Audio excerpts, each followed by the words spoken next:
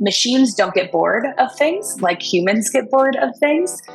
Figuring out as a leader how to hand off responsibilities instead of taking them on, not only because it's better for some team members to learn and to get those experiences, but also sometimes it's better for you to take a step back from the actual work and see what else the business needs from you.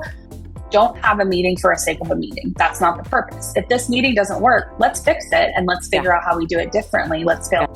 So opening up those doors for the team to find those communication paths, I think is the really critical piece. Otherwise, we would all be head down in our work every single day and we'd forget we have team members across the ocean. Right.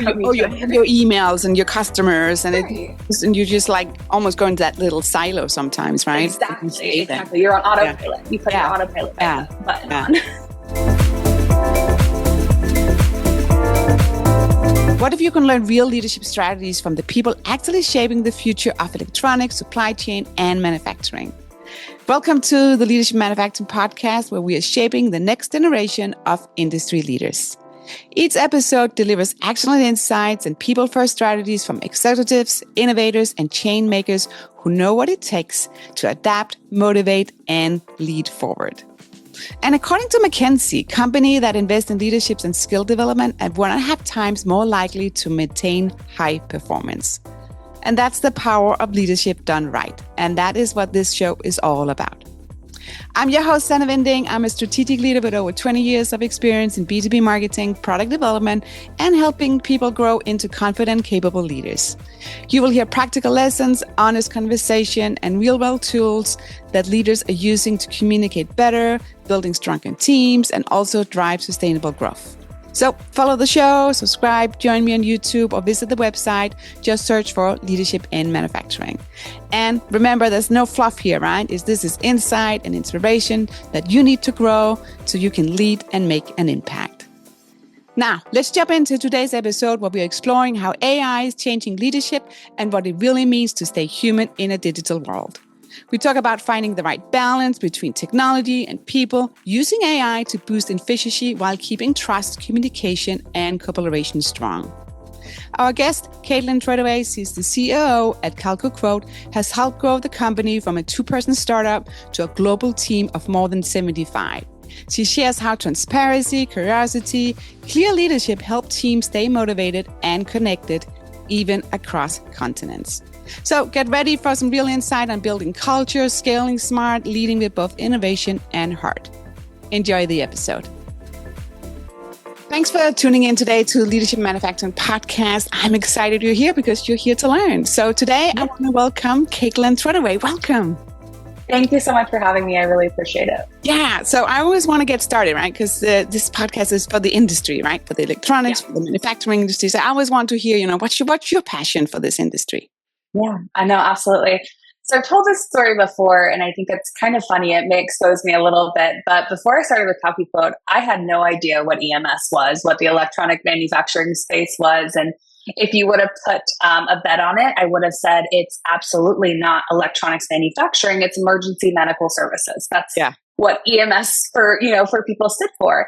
And I have started in this space about 9 years ago now, and in the reality, I've just been so enthralled with it and so excited about it. And mostly because you can see such an impact that this industry has on real world things, which I think is really cool. And it's something that as people, we don't, I think, notice and we take advantage of a little bit, or we don't see all the impacts that it has. And since starting with CalcuQuote and understanding what our actual customers are having impact into the environment, but into the electronic space, into what we use in technology every single day, the laptops that you and I are both using, it just becomes really exciting to be a part of that space, to see actual impact to the world, right? And that's what I think, quite frankly, has kept me here in this specific industry, but also with customers, because what we do on a daily basis and what CalcuQuote does has kept me excited to just see the change that can actually be impacted by something like software and technology into a real company, and what that can do for a business, which every day working with customers keeps me excited. So. Yeah, and you see the future, right? Before absolutely people see the future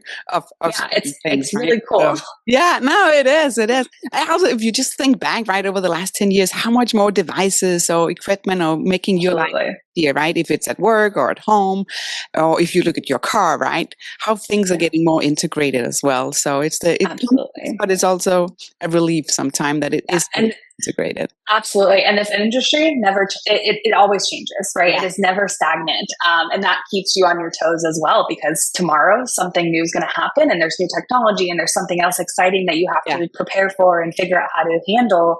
Yeah. And that keeps it interesting as well. Yeah. Love it. I love it. I love it. Yeah. Okay. So I want to hear more about your leadership journey, because you came in, it was a startup right in the beginning, and where you are at CalcuQuote. So tell me more about your story and that leadership journey. Yeah, so I had met our founder of CalcuQuote back in 2016. I was working in startups beforehand. I had experience in startups, and I really do love the startup world. I think it's so exciting to bring something to fruition, and that really translates well into the EMS world when you talk prototypes and new product introduction. So when I met with the CEO at that time and the founder of CalcuQuote, I didn't know what I was getting myself into, but I was really excited to just jump straight in. Yeah. So that was about 2016 at the end of the year, and now forward into 2025. So we went from at one point 2 people, myself and our CEO and our development team, to a team of 75 people globally. And that has really shaped, I think, who I am as a leader and what that means for me. And there's a few things that, in my opinion, really impact that. First is, as a startup world, you just think you can tackle everything on your own. And you quite frankly want to try to tackle everything on your own, because you might as well do it yourself. Yeah. But figuring out as a leader how to hand off responsibilities instead of taking them on, not only because it's better for some team members to learn and to get those experiences, but also sometimes it's better for you to take a step back from the actual work and see what else the business needs from you.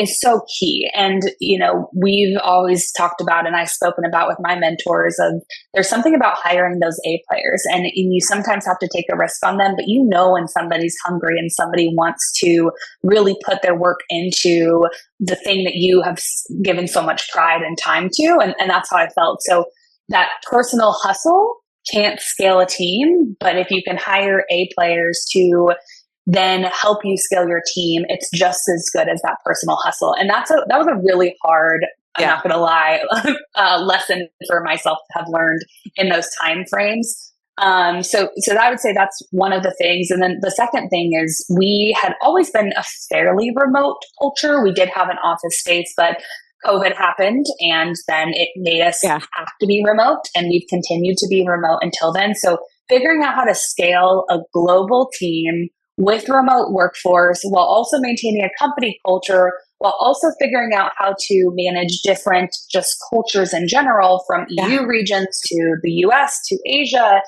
that has been such a good lesson for me to learn on what it looks like managing people, because it is not one size fits all. No, it's not. So do you have an example you can share? Because this is just diving into communication, right? Because suddenly you are in the office, you have maybe some remote, and then suddenly everybody's remote. And now I don't know where you are here, right? But it's all about communications. Do you have an example where you can share, this is actually what I did, and this is, how I got there? Yeah. So one of the things that we really emphasize is we over communicate. So anytime we do something, we over communicate. And we started to implement something that I call weekly regional stand-ups. And so if you're familiar with stand-up mentality, I like that. Or the stand-up meeting, right? You have a daily stand-up, it's 15 minutes. But because we have such a collaborative team, and that is doing so many things at all times, right? It's really hard for them to figure out and take a moment to pause and look at what somebody else is doing. So we have these weekly regional stand-ups. So each region, the Americas, EMEA, and APAC, they have a weekly meeting, and it's no intention for the management team to even be there. We could, and I do sometimes join, but it's really the intention to give my team a space for them to collaborate internally and to know, well, this person's working on this project, but they actually need support from this other team member. So let's open up those doors to collaborate. Otherwise, we just get bogged down into our day-to-day, which is not, it's fair to everybody. So opening up those doors for the team to find those communication paths, I think, is the really critical piece. Otherwise, we would all be head down in our work every single day, and we'd forget we have team members across the ocean. Right. Your emails and your customers, and and you just like almost go into that little silo sometimes, right? Exactly. You're on autopilot. You put your autopilot button on. I like that. I really like the stand-up. So I want to ask about this one, because sometimes what I've seen with the stand-ups, it can turn into like a status meeting, right? Where you're like, that could have been an email, right? Or that could have been in that software you're using to show, where you are, if it's the CRM or whatever it is. Right. So how do you turn it around to be more like saying, this is what's going to happen, or this is where I'm stuck, this is where I need help? What have you done to change that? That's a really good question. So, we did put a structure in place to say this is how the meeting should be run. But one of the things that we also try to do and start with is this sounds so cheesy, but we start with an icebreaker, because it really shouldn't go into there and we start business right away. Because part of this is, how do we collaborate as a team?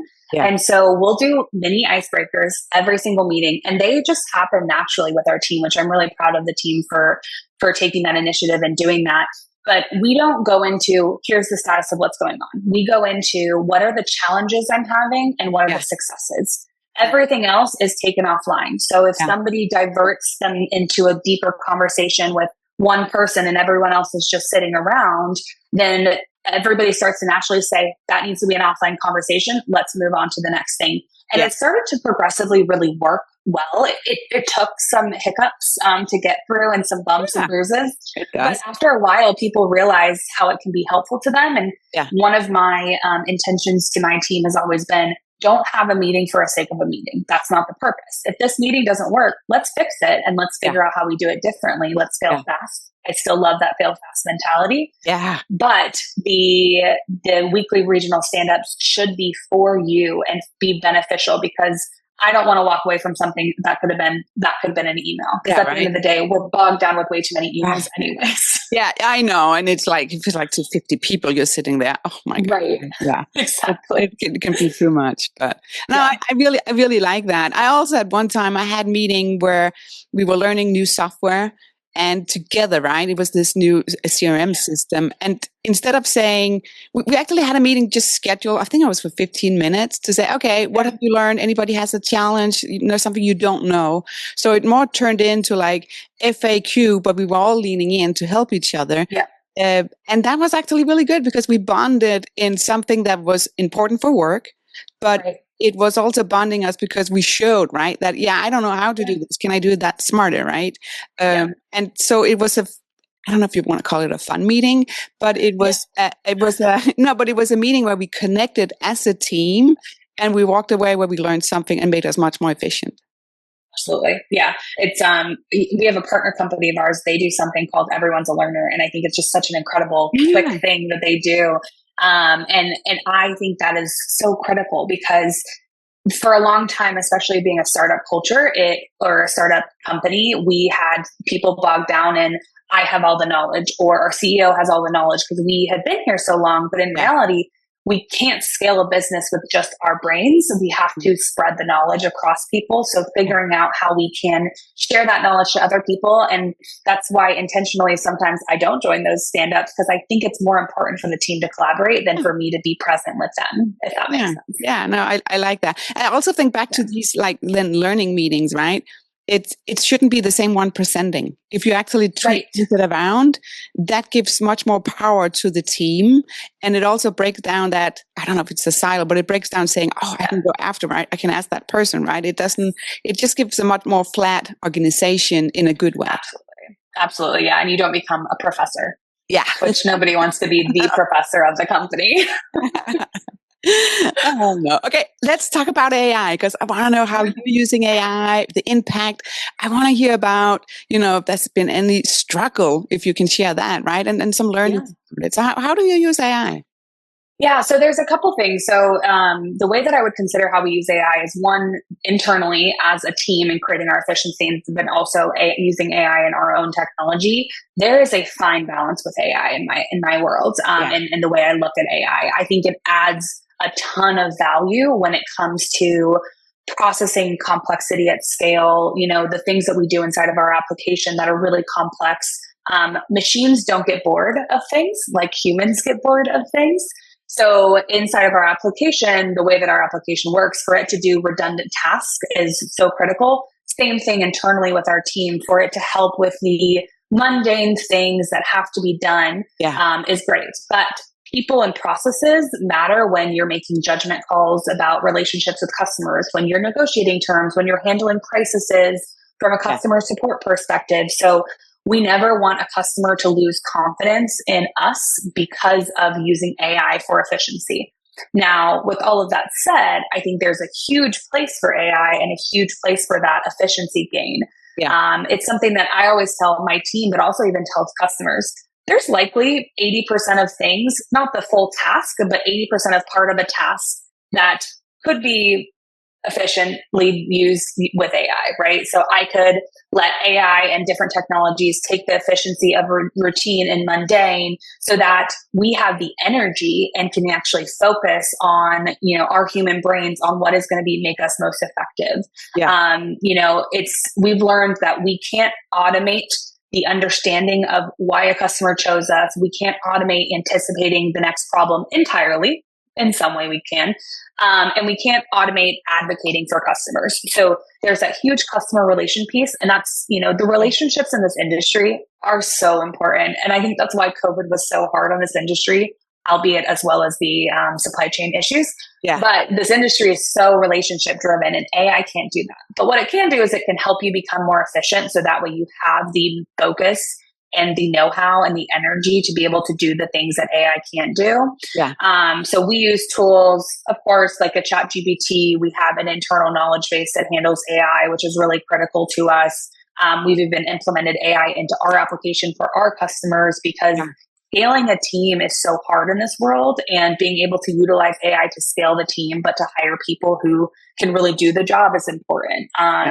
So there's a lot of different ways. I think one of an interesting example is support. So we have, a great support team. I'll give us a little bit of kudos there. And while we do use AI for very quick answers, AI can help say, hey, I understand what you're saying. Let me send you the knowledge base article. Our support team is 100% human. You're not going to get a bot because people, frankly, don't like talking. You need to go through so many layers, right? It was like, now you understood me, right? Exactly. And the complications of this industry just don't also aid well to a bot, right? When somebody says, hey, help me with the bomb, you're like, wait, bomb? What is that? So we will let bots recommend things and do articles, but every person is always going to get a human. And it's because this industry is just that complicated, and having that understanding of somebody who has put straps on and gone on the floor that has, ESD, that you can't replace that with AI. And so there's a time and a place for it all. Yeah, there is. So the whole implementation, and again, that's also scaling, right, with AI. How do you communicate with your team so nobody sits left and saying, oh my God, do I still have a job? That's really interesting. We get that internally a little bit, but to be fair, we run a pretty lean ship, being a startup itself. So we kind of force people to find efficiencies. Otherwise, they will feel overworked. There is intention of pushing, how can you become more efficient? Because we run a pretty lean ship. But it is something that I have that conversation a lot with customers, because I think this industry is really concerned that AI is going to replace humans. And the way that I talk about it is, it's not that you're going to replace humans. AI is going to create efficiencies, and the humans that you have are going to be repurposed for other things. So it's about the scaling. It's less about firing people or getting rid of staff. It's I have this new customer who's going to require us to have more people. Well, let's figure out, how do we be efficient first before we decide to throw people? Because in the past, without AI, in my opinion, we would try to throw humans at problems. So now let's throw AI at problems first. Humans may still be needed and likely will be needed in certain situations, but firing people isn't the intention. It's repurposing them for what humans are actually good at, and the relationship building, and all of the things that humans should be there for. I like that. I also see it as like AI, it's creating new jobs, right? So maybe there's something, as you're saying, right, could be the boring part, right? Let's get AI to take care of that. With the supervision of a human. It's not like it's going to do nothing there, right? But then it will create so many new roles. And I think we're still in that phase, and we will be, because AI is moving so fast at the moment, right? So fast. And there's still a bit, at least that I see, that people don't always trust it. And it's a bit of a trust but verify type of where AI is. Because you're always like, well, is that 100% accurate? Do I trust that what that's saying? Yeah. Do I need to change that? Right. I'll put something into ChatGPT of a recording of a SOP that I've done for a team. And I'm like, well, you didn't quite catch that correctly, or it understood it a little bit differently in my world that I live in versus a B2C software or something like that. So there's always a trust but verify piece too, which requires a human. Yeah. And AI never push back, right? Yeah, exactly. Saying, oh, you might ask for it too. Yeah. Exactly. Sometimes I wanted to say, hey, you can push back, challenge me a little bit, but not usually. No, it's just, let me do that. No. Yeah. Exactly. Quick pause. If you're enjoying the conversation and picking up new leadership tips, go hit that follow button. Please, just one click. And if you want more, come hang out with us on YouTube. There's a lot more leadership tips. Just search for leadership in manufacturing. Back to the show. Okay, I want to hear about habits as well, because how do you stay current, right, with AI? And now we're talking about AI. So how do you stay current at what's happening and how you can actually use it and then get more efficient, or actually bring it in to CalcuQuote and make anything more efficient?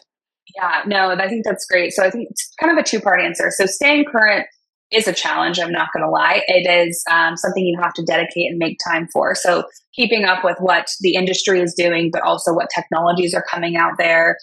We have something we call Today I Learned channels, where everybody can throw anything that they see within the industry, within the market, within software itself, and into those channels. And that just kind of keeps us all in the know-how. But my favorite thing that we try to do as much as possible is we try to implement something if we think it might be fun, and we either are going to fail fast or we are going to succeed fast. Because in my opinion, the slower you do something and the slower you take a new technology that you're kind of interested in and you don't implement it quickly, a new technology is going to come out. So you might as well try something and fail fast. And maybe you failed at it. That's okay. But at least it was a short time span of failing there. So keeping up with it, it takes daily, weekly at minimum, reading articles, keeping up with the news, what's going on in the world, what's going on with our industry itself, and technology and new languages and such. But then it goes the next level of, okay, actually try to implement something and try to figure it out. And there has to be a grace period of giving your team time to also figure those out. And that is so critical because, again, to our earlier conversation, you could get bogged down in just exactly what you do day to day. But you have to give people time to say, nope, we're going to do something here. We're going to give you learning time. We're going to give you time there. So that learning piece is really critical, not just for myself to keep up with, but from a leader perspective, implementing that in our team. Yeah, I like that. So how do you have, with your team, right? How do you have to keep being motivated? Is that just the DNA of who you're hiring, or what do you do? What's your secret here? I think that's a really great question. We all struggle with motivation. I don't think it's, I won't sugarcoat that and say, we're 100% happy. I will call myself an aggressive optimist. That is kind of a bit of my own tagline is, why not be happy? You have challenges every single day. And that's just comes with jobs in general. And what we do is really important. We help customers quote things that are going to go into missiles and into defense items and into, different medical devices and things like that. And that has a real impact in the world. But at the end of the day, it is a job, and let's just be excited about what we're doing. So there's a bit of my own aggressive optimism that gets thrown into my team, but there's also just being real. And not sugarcoating anything, and knowing that tomorrow's a new day. So have a bad day, go take it off. The world isn't going to end if you need to go take 4 hours for your own mental health. And I stress that a lot with my team and myself too. And our CEO is incredible about that, to say, if you need personal time, go take personal time, because you will not show up for work if you are distracted on a personal level. And that's really, really critical. And I think it's hard in this world where burnout is so crazy. And it's also to have that spirit, right? When you are sitting at your desk or you're meeting that customer, or whatever you're doing, right? That you have your passion in it. And if you need to have some kind of break, not that it has to be a 4-hour, right? If it's just a 30-minute where you're saying, okay, let me just clear my head, right? You will be so much more efficient. So much more. For that. You show up better. You show up better for yourself and for the company. Like it's beneficial for all of us. Take a 30-minute mental health walk. That's great. That's great. Go have some food, go have a cup of coffee, and that's actually a benefit of the remote culture, in my opinion. It is, you don't have to sit at your desk for 8 hours a day, which there's still great places for that. Don't get me wrong. I miss an office every now and then. But there is also that positive thing to say, well, I'm going to be stressed later if I don't go change the laundry because I have all these other things I got to do tonight. So take my 30-minute lunch break and go change the laundry, or do whatever I need to. So that way I can show up better for my team who needs me, and my team can show up better for themselves. And that's positive of the remote culture we live in now. Yeah. And even in the office, right? Just by sitting by your computer, right? Doesn't mean that you're working. Just because you're sitting there, right? It's not like if somebody's like saying, "Oh, they're not touching the keyboard," what's going on? That's not right. We are thinking. Exactly. And that is, while there's positives to remote culture, that's also a negative of remote in a way where office culture brings that is, you're not sitting at your desk all day long in front of it. You get up and you go walk to the water cooler and you have a water cooler conversation with your colleague, right? Those typical conversations. You don't get that anymore. And not having those, there's a big debate on remote versus non-remote versus hybrid model. And I think there's a balance that has to happen because it also depends on the human. Yeah. Some people thrive. Other people need interactions with other people to be able to be successful. To your question about motivation. Yeah. If we have a team member who can't succeed in a remote culture, they're not going to succeed here, because we do get together 3 or 4 times a year, but not enough where somebody who needs constant human interaction is going to thrive here. And that's just the reality. And we aren't the right company for that person. And that's okay. But knowing that that's a really critical thing, because otherwise it's going to be incredibly hard to keep them motivated as a team member. Oh, yeah. I agree. But it's like, it's that your company culture, right? You have to fit in to that, how you work and how you communicate and everything else. I want to ask you about, because there's like new talent, right? And we love new talent, and you can see it's coming into the industry as well, which is exciting. So what kind of skills do you think for this new generation? What kind of skills should they have? Yeah, I think before I get into maybe the skills, the hard part about the EMS space and the electronic space, in my opinion, as a maybe younger team member in this space, is it doesn't come off cool or exciting yet. And I think that's a vulnerability, but I think it's also an incredible opportunity. And EMS companies are what keep the supply chain running. So we need people who care about impact to the environment, to the technology in this world. We need people who can see that solving problems. So the skills that these people, coming into this need to have are really, they need to be able to be resilient first. This is such an ever-changing industry. Supply chain crisis to supply chain crisis, it keeps you on that roller coaster all the time. So you have to be okay with what that happens. So that resilience is going to be such a critical, and that's kind of a hard skill to have and more of just a personality trait. But you have to be okay with that. Time management is the second, I think, is so important, especially here. Again, to that same thing, that this is such an ever-changing industry. If you can't figure out how to manage your time or manage the tasks that you have, you're going to fall behind and you're going to feel like you're going to fail. And we see that with our team too all the time. They're like, well, how do I manage these things? And then there's a curiosity thing, and these are not maybe hard skills, they're more soft skills, but I think the soft skills are actually more interesting because you can kind of you can typically teach other skills. Curiosity is going to be really important. Like, you want somebody who is curious, who is excited to try something on their own, because again, we're always changing. So you can't be sitting there next to somebody and teaching them day by day, exactly what they need to be doing. You want somebody who's curious and able to go in there and get their hands dirty and get excited about something and try it, right? Because you want somebody who's just willing to try. No, I like that. It's because you can't babysit, right? That's not nobody at any job, right? Nobody has the time for that. No, nobody has the time for that. You want somebody who can actually sit there and just execute and be curious, and also say, okay, I tried that, it didn't work, right? Or let's pivot, right? Good word for that one. But move on. Absolutely. I think I've had conversations with the Global Electronics Association at EMS Days and at Apex, and I think they've done a really good job at trying to figure out, how do we get next generation talent into the electronics industry, because it is something where we're seeing this Yeah. kind of drift and cut over time where we really Yeah. need more people who are excited about it. And it's got to come off Yeah. cooler to get those talent in here. Yeah. It will happen. Yeah. So Yeah. Agreed. Yeah. So what about you as a leader, right? How do you continue to develop yourself?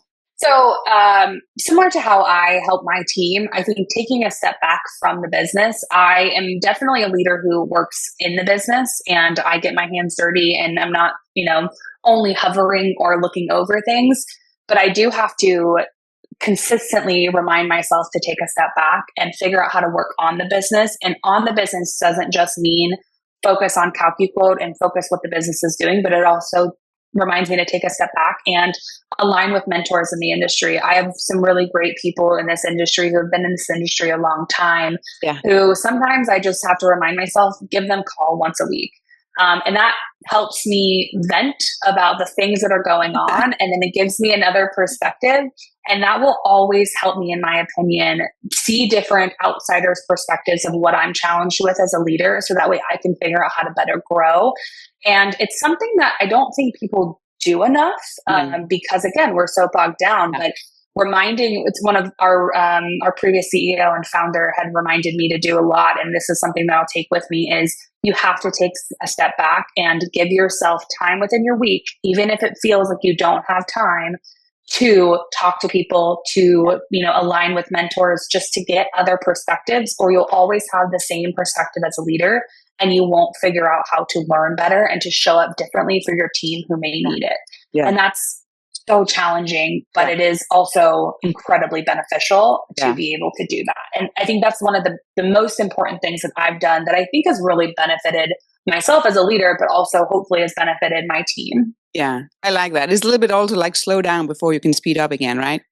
So exactly. Slow down before you can speed up. Yeah, I like that. Yeah. So talking about now that you mentioned that mentors as well, right? Or maybe it's just from another leader. So what's the best advice you've ever received? Oh, gosh, I think there's a lot. There is a lot. I have always been somebody who has appreciated honesty and trust and transparency. And one of the things somebody had told me before is it doesn't hurt to be transparent and honest. It hurts to not be honest and not transparent, especially with your team. And those things come in the forms of, hiring and letting people go and trying to drag somebody on. And yes, you may care about a team member, but if you're not transparent about what's happening with them, then that can actually make it worse for that person. So I had a mentor one time to say, it is worse for you and it'll hurt you worse to be not transparent than to just be honest and open. And I think I've seen, at least in this, in leaders, sometimes people aren't as transparent, and people would maybe say I'm a little too transparent sometimes. And maybe I took that learning and advice to heart.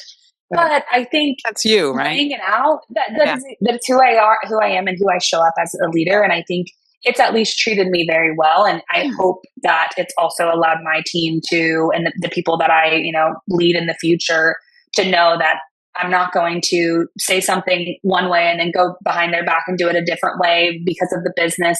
I would just rather be transparent. So I really give kudos to the mentor that I had talked to and the leader that I talked to at that time, who was like, it doesn't hurt to be transparent. It's actually usually going to help you. And that was, you always struggle with that because some, the businesses will say, well, you don't want to put your full cards on the table. But I'm like, why not? I would rather.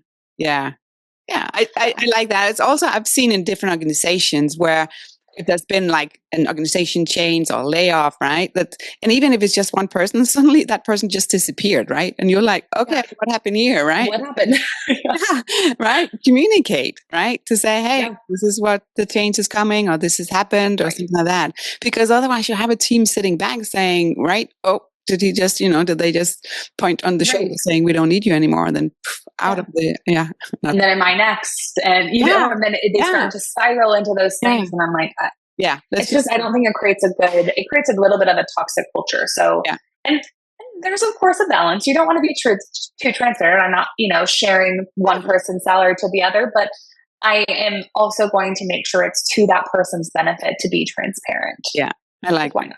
I like that. Yeah. Okay. How do you know if you're a good leader? Oh gosh. I hope that my team, we do surveys on a basis, and I think surveys can feel a bit corporate for my startup roots, but there is something to be said on them. The way that I feel as if I've done a good job as a leader if my team's successful. I don't need the praise. I don't need the reminder from our team members to say, oh my God, you're doing such a great job. Yeah. But it is, if my team can be successful without me, I've done a good job. Yeah. And not only are they successful without me, but are they also happy doing what they're doing? And not that everybody needs to be happy in their job. It is a job after all. Yeah. But they need to be content with what they're doing and excited. So if I can see that, then I feel like I've done what I need to do as a leader. The other piece of that is the customer feedback. I've been really blessed with some customers who have come to me and said, you have such an incredible team. They've supported us so much. And that speaks way more volumes than anything else, is a customer coming up to us and saying, we're so impressed with what you have created, or with what the culture is, or with what the team is that you have. That will continue to mean that I have succeeded as a leader, and I have created an environment where my team is successful and my customers see it on a day-to-day basis. And that's so great to me. But it's such a hard question, because I hope I'm a good leader, and you think you feel that, but at the end of the day, it's always who's going to say that? Who's going to tell me that? And I don't need them to tell me that. It's the way that they show up that tells me those things. It is, and how they share things with you, right? I think that's another level. So that's I like that. I really like that. And it is a sense of transparency. Yeah, it's a really tough question. The sense of transparency, I think, has been valuable.